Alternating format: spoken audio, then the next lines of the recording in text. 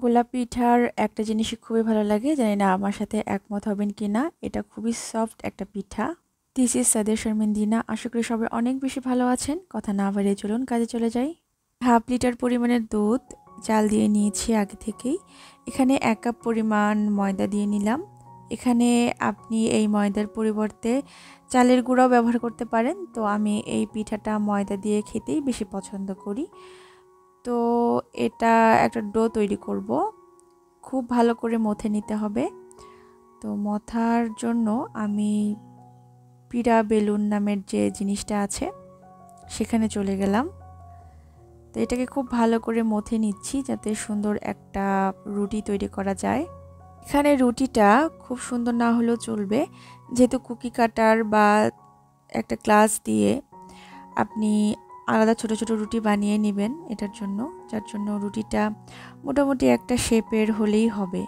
এখানে যদিও বা যে রুটিটি বানাচ্ছে সে অনেক এক্সপার্ট রুটি বানাতে, তার রুটিটা খুবই সুন্দর হয়েছে, দেখতেই পাচ্ছেন। তো কি ধরনের রুটির পরিমাণটা হয়েছে বা এর মানে কি বলে এটাকে কিভাবে ব্যাখ্যা করা যায়, যাই হোক, মানে খুব বেশি পাতলাও না আবার খুব বেশি মোটাও না, এরকম একটা শেপের রুটিটা হয়েছে। তো এই ধরনের গ্লাস দিয়ে আমি এটাকে কেটে নিচ্ছি। আমার যেহেতু বাসায় কুকি কাটার অ্যাভেলেবেল নেই, তো সেজন্য আমি একটা গ্লাস ইউজ করছি। তো আপনি এটার জন্য যে কোনো একটা গোল মানে গোল আকৃতির যে কোনো একটা কিছু ব্যবহার করলেই হবে। তো এখানে ছোট ছোট রুটিগুলোর 5টার মতো রুটি আমি নিয়েছি এবং এই ধরনের গোল একটা ডো নিলাম। এই মাঝখানে এটাকে দিয়ে চাকু দিয়ে এভাবে কেটে নিলাম। তারপরে প্রসেসটা আমার বলার থেকে আপনারা একটু বুঝে নিলেই বেশি ভালো হবে। তো এভাবে করে গোলাপের আকৃতি করে নিলাম, এজন্য এটার নাম মনে হয়েছে গোলাপ পিঠা। গোলাপ পিঠা তৈরি করার একটা ইম্পর্টেন্ট জিনিস শেয়ার করি আপনাদের সাথে, সেটা হচ্ছে যে আপনি যে ডোটা তৈরি করে নিলেন, মানে দুধ দিয়ে যে ময়দার ডোটা তৈরি করে নিলেন, সেটা অনেক ইম্পর্টেন্ট। এটা অনেক বেশি শক্তও হবে না বা অনেক বেশি নরমও হবে না, এরকম একটি কনসিস্টেন্সি মেনটেন করে সেই ডোটা তৈরি করে নিতে হবে। তো এভাবে করে আমি পুরো পিঠাগুলাই তৈরি করে নিলাম। এই যে দেখছেন পুরো পিঠাই তৈরি হয়ে গেল এইভাবে করেই। তো এরপরে আমি আসছি এই শিরা তৈরি করতে। এই শিরাটাও কিন্তু পুরোটাই দুধ দিয়ে তৈরি করে নিতে হবে। এখানে আমি 2 লিটার পরিমাণের দুধ নিয়ে নিয়েছি। মোটামুটি মালাই টাইপের একটা শিরা তৈরি করব।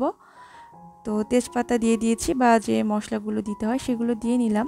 তারপরে পাশের চুলায় আমি এই যে পিঠাগুলোকে ভাজার জন্য বসিয়ে দিয়েছি তেল। এই যে পাশের চুলায় আমি শিরাটা তৈরি করে নিচ্ছি বা দুধের মালাই। তো এরপরে গরম হয়ে গিয়েছে, দেখছেন আমি পিঠাগুলোকে এখন ভেজে নিব। মোটামুটি গরম অবস্থায় আমি একটু উল্টিয়ে দিলাম, কারণ 2 পিঠই ভেজে নিতে হবে। এই পিঠ ও পিঠ দুটাই সমানভাবে ভেজে নিব। তো মোটামুটি লাল লাল যখন হয়ে যাবে বা একটু ব্রাউনিশ ভাব চলে আসবে, তখনই আমি কিন্তু এগুলোকে উঠিয়ে নেব। এই যে দেখছেন মোটামুটি ব্রাউনিশ একটা ভাব চলে আসছে। তো এর থেকে বেশি ভাজা উচিত হবে না, কারণ পুড়ে যেতে পারে। তো দেন এই যে দেখছেন এটা কিন্তু হয়ে গিয়েছে। এর মধ্যে এখন আমি লাস্টের দিকে চিনি দিয়ে দিচ্ছি, কারণ লাস্টের দিকে চিনি দিলে হয় কি পানিটা ছাড়ে চিনি থেকে, তখন একটা ভালো কনসিস্টেন্সি চলে আসে। তো যে কয়েকটা ভাজা হয়ে গিয়েছে সেগুলোকে আমি তুলে নিলাম। তো এভাবে করে আমি বাকি ব্যাচে অন্যান্য পিঠাগুলোকে ভেজে নিব। বেশি পিঠা হয়নি অবশ্য, মোট 10-12টার মতো পিঠা হয়েছে। তো সবগুলো হয়ে যাওয়ার পর আমি একটা বাটির মতো বোল নিয়ে নিয়েছি। তো আপনি এখানে ছড়ানো যে সার্ভিং ডিশ আছে সেগুলো নিতে পারেন। তো আমি আসলে এটাতেই সবসময় করি, যার জন্য আমি এটাই নিয়ে নিলাম। তো সেই গরম হয়ে যাওয়া মালাই বা দুধের যে শিরাটা সেখানে আমি ঢেলে দিলাম এবং মোটামুটি 5 ঘন্টার মতো রেখেছি। মানে পুরো রাত আমি রাখার পরে পরের দিন সকালবেলা আমি এটাকে এখন ট্রাই করব। দেখছেন কত সুন্দর একটা নরম পিঠা তৈরি হয়েছে।